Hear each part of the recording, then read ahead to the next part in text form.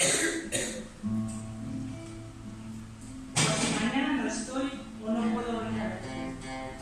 Por si me faltan las fuerzas o me visita la muerte. Quiero decirle a Rica que amigas seremos siempre.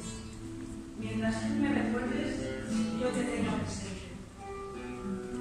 Amigas en la distancia, amigas en el recuerdo, amigas de cada día, amigas de mis silencios.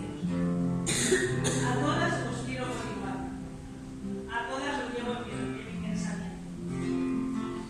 De cada una conservo vuestra sonrisa transparente, nuestros ratitos de risas, los momentos de locura, los enojos con mis prisas y nuestro cariño latente. Tantos nombres y amigas he ido cosechando que no hay patio suficiente para todos poder plasmarnos. Pero todas ocupáis un trocito de mi alma y allí seguiréis siempre, aunque a la gloria me vaya. Os quiero, lindas amigas.